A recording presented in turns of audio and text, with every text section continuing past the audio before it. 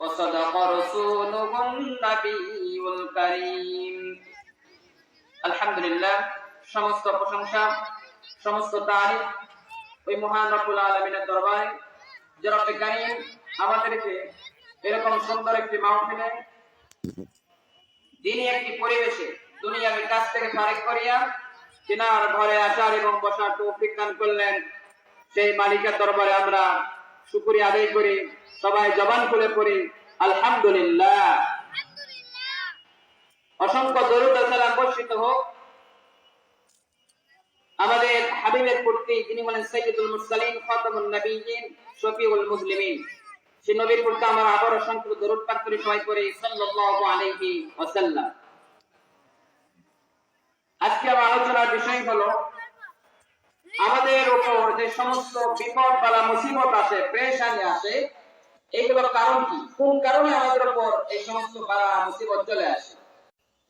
যত রকমের বিপদ আছে, বালা মুসিবত আছে, সবগুলো আছে তিনটি কারণে। কথা বলেন কয়টি কারণে? তিনটি কারণে। এক নম্বর হলো গুনার কারণে।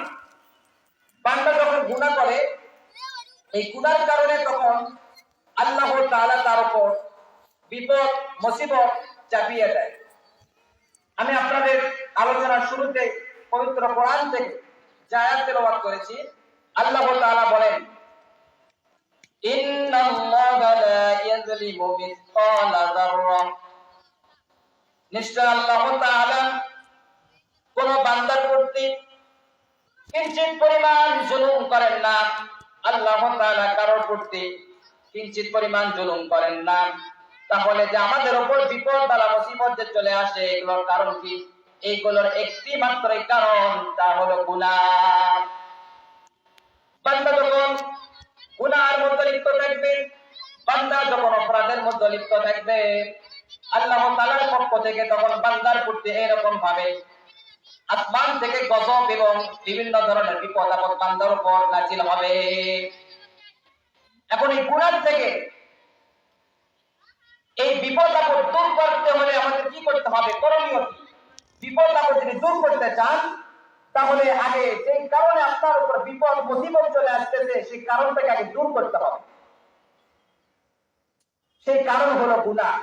এখন যদি ওই কারণকে দূর না করে সরাসরি বিপদকে দূর করতে চান, তাহলে বিপদ দূর হবে না, বরং বিপদ আরো বেড়ে যাবে। একটা উদাহরণ দিয়ে বোঝাই। কারো পায়ে ধরে কারেন্ট লেগেছে, এখন যদি সেই বিপদ, এই বিপদকে যদি দূর করতে চায়, তার কারণকে দূর করতে হবে আগে। কোন কারণে কারেন্ট লেগেছে সেই কারণ আগে বন্ধ করতে হবে। কথা বলেন ঠিক কিনা? সরাসরি যদি হাতে বিপদকে দূর করতে চায়, তাহলে দেখা যাবে হাতেও কারেন্ট লেগে যাবে। কথা বলেন ঠিক কিনা? আগে ছিল পায়ে কারেন্ট, এখন হাতেও লেগে যাবে। সুতরাং না, হাত দিয়ে সরাসরি বিপদকে দূর করা যাবে না। আগে যদি বিপদকে দূর করতে চান, তাহলে যেই কারণে কারেন্ট লেগেছে, ওই কারেন্টের সুইচটি অন ছিল, ওই সুইচটা আগে অফ করতে হবে। কথা বলেন ঠিক কিনা? তাহলে বিপদ দূর হয়ে যাবে। বিপদ যদি দূর করতে চান, মুসিবত যদি দূর করতে চান, তাহলে আল্লাহ তাআলার কাছে খাঁটি দিলে খাঁটি মনে তওবা করতে হবে, তাওবাতুন নাসুহা করতে হবে। আল্লাহ তাআলা বলেছেন, ইয়া আইয়ুহাল্লাযীনা আমানু তুবু ইলাল্লাহি তাওবাতান নাসুহা।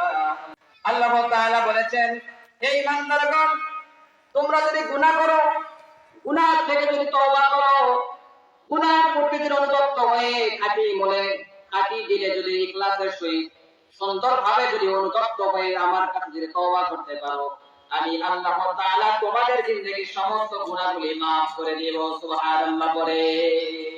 তাহলে তওবা করার দরকার আছে না নাই? কথা বলেন, আছে। আমরা যদি তওবা করতে পারি, খাঁটি দিলে খাঁটি মনে যদি তওবা করতে পারি, তাহলে আল্লাহ তাআলা গুনাহগুলি মাফ করে দিবেন। আর আল্লাহ তাআলা আমাদের প্রতি যা আযাব, যত বিপদ আপদ নাযিল করেন, সেটা হলো গুনাহের কারণে নাযিল করেন। আর এই গুনাহ যদি আমরা ছেড়ে দিতে পারি, তাহলে আল্লাহ তাআলার পক্ষ থেকে আর কোনো বিপদ আপদ আমাদের উপর চেপে আসবে না। আল্লাহ তাআলা পবিত্র কোরআনে আরেক জায়গায় বলেছেন, ظهر الفساد في البر والبحر بما كسبت أيدي الناس লিইউযীকাহুম বা'দাল্লাযী আমিলু লা'আল্লাহুম ইয়ারজিউন।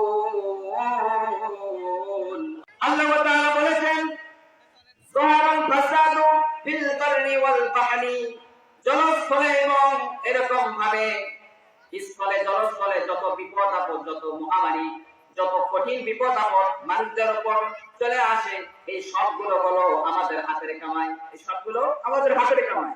আমরা যেমন কর্ম করব তেমন ফল দেবে কে? আল্লাহ। আমরা দুনিয়াতে যদি গুনার মধ্যে লিপ্ত থাকি, তাই গুনার কারণে আমাদের উপর বিভিন্ন বিপদ আপদ চলে আসে।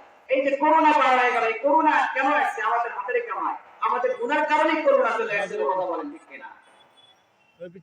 সম্মানিত উপস্থিতি, এই সমস্ত বিপদ আপদ যদি দূর করতে চান, তাহলে গুনাহকে দূর করতে হবে, গুনাহ ছেড়ে দিতে হবে। গুনাহ যদি ছেড়ে দিতে পারেন, তাহলে আপনার উপর কোনো বিপদ মুসিবত চলে আসবে না। এরকম ভাবে একজন ব্যক্তি, একজন দুনিয়াবী শিক্ষিত ব্যক্তি, তারপর আল্লাহ তাআলার পক্ষ থেকে অনেক বিপদ আপদ চলে আসতো, কিন্তু কোন দর্শন তাকে সহযোগিতা করতে পারেনি বিপদ আপদ দূর করার জন্য। একবার মুসা আলাইহিস সালামের কাছে তিনি গেলেন, পয়গম্বর মুসা আলাইহিস সালামকে বললেন, হুজুর, আমার উপর যে বিপদের তীর বারবার চলে আসছে, অসংখ্য বিপদ মুসিবতের মধ্যে আমি লিপ্ত রয়েছি, হুজুর আপনি আমাকে এই বিপদ আপদ থেকে নাজাত পাওয়ার জন্য একটি পথ বাতলায় দেন। হযরত মুসা আলাইহিস সালাম তখন বলতেছেন, তাহলে শোনো, যে আল্লাহর পক্ষ থেকে মুসিবতের তীর তোমার উপর বারবার আসছে, ওই আল্লাহ তাআলার সাথে তোমার সম্পর্ক জড়িয়ে দাও, ওই আল্লাহ তাআলাকে ভয় করো, আল্লাহ তাআলাকে মহব্বত করো। আল্লাহ তাআলার সাথে তোমার অন্তর যখন জড়িয়ে দিবে, আল্লাহর সাথে তোমার অন্তরকে যখন জড়িয়ে দিবে, গোলাম এবং পূর্বর সম্পর্ক যখন ঠিক থাকবে, তখন দেখবে সে পূর্বর পক্ষ থেকে আর মুসিবতের তীর তোমার কাছে আসবে না। আল্লাহু আকবার করে। কি রকম সমাধান! শিক্ষিত লোকটি এই সমাধান শুনে বললেন, বা খুব সুন্দর, তো আপনি খুব সুন্দর একটি সমাধান দিয়েছেন।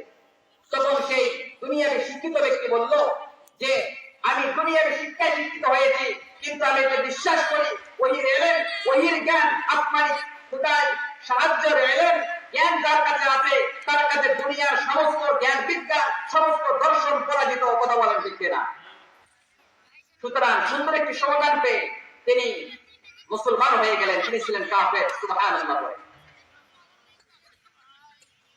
আল্লাহ তাআলার সাথে যদি আমাদের সম্পর্ক ঠিক রাখি, আল্লাহ তাআলাকে যদি মহব্বত করতে পারি, তাহলে আল্লাহ তাআলার পক্ষ থেকে আমাদের উপর কোনো বিপদ আপদ চলে আসবে। তাহলে বিপদ আপদ আসার কারণ হলো তিনটি। এক নম্বর, গুনার কারণে আসে। এই গুনাহকে আমাদের ছাড়তে হবে, আল্লাহর কাছে তওবা করতে হবে, আল্লাহ তাআলা মাফ করে দেবেন। আর এই সমস্ত বিপদ আপদ, যেমন আমাদের উপর এই বিপদ আপদ গুলো কয়েক ভাবে বিভক্ত। পারিবারিক বিপদ আসতে পারে, ব্যক্তিগত আসতে পারে, সামাজিক ভাবে আসতে পারে, রাষ্ট্রভাবে আসতে পারে। ব্যক্তিগত যে অসুস্থ, এটা একটা কিন্তু বিপদ। কথা বলেন ঠিক কিনা? এই অসুস্থতা হয় মানুষের নিজের দোষের কারণে। মানুষের পাকস্থলী যদি যত্ন না নেয়, তাহলে মানুষের রোগ বাড়ায় লিপ্ত হয়। কথা বলেন ঠিক কিনা? মানুষেরা যখন এরকম ভাবে পাকস্থলী যত্ন নেয় না, ঠিক মতো আহার করে না, ঠিক মতো খায় না, ঠিক মতো নামাজ করে না, অনিয়ম ভাবে জীবনযাপন করে, তাদের পাকস্থলীর সমস্যা হয়। আর তখন তাদের রোগ বালা বিভিন্ন বিপদ তাদের উপর চাপানো হয়। কথা বলেন ঠিক কিনা? যারা নামাজ পড়ে, ফজরের আযান হওয়ার পরে যারা ঘুম থেকে উঠিয়া যায়, তাদের দিকে দৃষ্টি করে দেখেন, ফজরে যখন ঘুম থেকে উঠে যায়, তখন এরকম ভাবে ফজরের হাওয়া যখন তার শরীরে লেগে যায়, ফজরের হাওয়া লেগে যাওয়ার কারণে ফজরের সেই অক্সিজেন, বিশুদ্ধ সুন্দর অক্সিজেন যখন ওই ব্যক্তির শরীরে প্রবেশ করে, তখন ওই ব্যক্তির তাপশালী শক্তিশালী হয়ে যায়। সুবহানাল্লাহ। তখন তার কাছে রোগ বালা আসে না। যারা ওযু করে, দিনে 5 বার নামাজ পড়ে, তাদের শরীরে কোনো রোগ বালা আসতে পারে না। এটা শুধু আলেমরাই বলে না, বর্তমান ডাক্তাররা এই কথা বলতেছে যে করোনা ভাইরাস থেকে যারা বাঁচতে চায়, তারা যেন এরকম ভাবে বেশি বেশি হাত পা ধোয়, ওযু করে, তাহলে তাদের শরীরে রোগ জীবাণু প্রবেশ করবে না। কথা বলে ঠিক কিনা? সুতরাং যারা সালাত আদায় করে, 5 ওয়াক্ত নামাজ যারা আদায় করে, 5 বার ওযু করে, তাদের শরীরে কোনো রোগ বালা আসতে পারে না। সম্মানিত উপস্থিতি, সময় যেতে শেষ, পুনরায় আযান হবে সম্ভবত। আমি আলোচনা এখনই শেষ করব। তাহলে আমাদের উপর যে সমস্ত বিপদ আছে, একটি কারণ হলো গুনাহ, দ্বিতীয় কারণ হলো আল্লাহ তাআলা আমাদেরকে পরীক্ষা করার জন্য আমাদের উপর বিপদ আপদ চাপিয়ে দেয়। কথা বলেন ঠিক কিনা?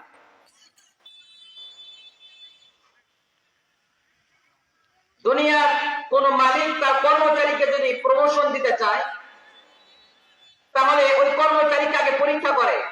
পরীক্ষায় যদি সে ভালো ফলাফল করতে পারে, তাহলে ওই কর্মচারীকে প্রমোশন দেয়। কথা বলেন ঠিক কিনা? ওইরকম ভাবে আল্লাহ তাআলা আমাদের রব, আমাদের খালেক, আমাদেরকে যদি প্রমোশন করতে চান, আমাদেরকে যদি আমাদের সম্মান যদি উঁচু করতে চান, আমাদের সম্মান ইজ্জত আব্রু যদি বলন্দ করতে চান, তাহলে আমাদের উপর বিভিন্ন বিপদ আপদ চাপিয়ে দেন, যাতে বান্দা ধৈর্য ধারণ করে, সবর অবলম্বন করে।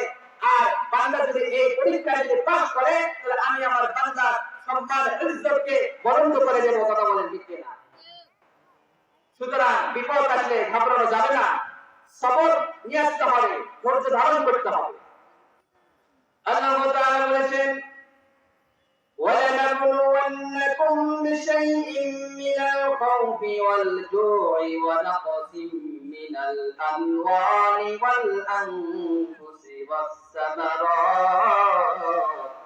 وَبَشِّرِ الصَّابِرِينَ।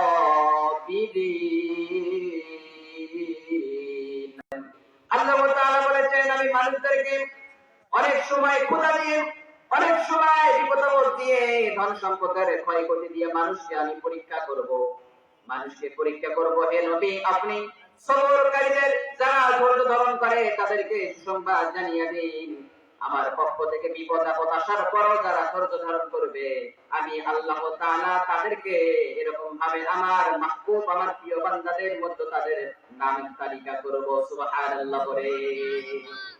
আল্লাহর পক্ষ থেকে যে সমস্ত বিপদ আপদ বালা মুসিবত আছে, সব হলো পরীক্ষা। এই পরীক্ষায় সবর ধরতে হবে, ধৈর্য ধারণ করতে হবে, এটা আমাদের প্রমোশন হবে। সুবহানাল্লাহ। আল্লাহ তাআলা আমাদের সম্মান বলন্দ করার জন্য এই সমস্ত বিপদ আপদ। সম্মানিত উপস্থিতি, তাহলে আমাদের উপর যে সমস্ত পেরেশানি, মুসিবত, বালা মুসিবত চলে আসে, এগুলো একমাত্র কারণ হলো গুনাহ। বান্দা যখন গুনার মধ্যে লিপ্ত থাকবে, আল্লাহর পক্ষ থেকে তখন এরকম ভাবে আসমানি গজব হবে।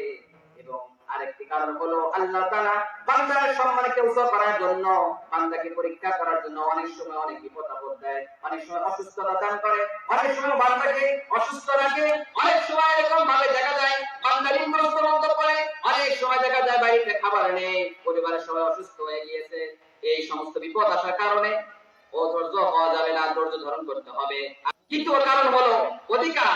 আল্লাহ আমাদেরকে সৃষ্টি করেছে, আল্লাহ তাআলার অধিকার আছে বান্দাকে বিপদ দেওয়া, বান্দাকে সুখে রাখা, দুঃখে রাখা, এটা আল্লাহর অধিকার। কথা বলেন ঠিক কিনা? আর বান্দার অধিকার হলো যে আল্লাহর অধিকারকে মেনে নেওয়া, আল্লাহ যেটা চায় এর মধ্যে হস্তক্ষেপ না করা। বান্দা যখন হস্তক্ষেপ করবে না, তখন আল্লাহর কাছে প্রিয় হয়ে যাবে। সুবহানাল্লাহ। আল্লাহ তাআলা আমাদেরকে এই কথাগুলি বুঝে আমল করার তৌফিক দান করুন। আমিন।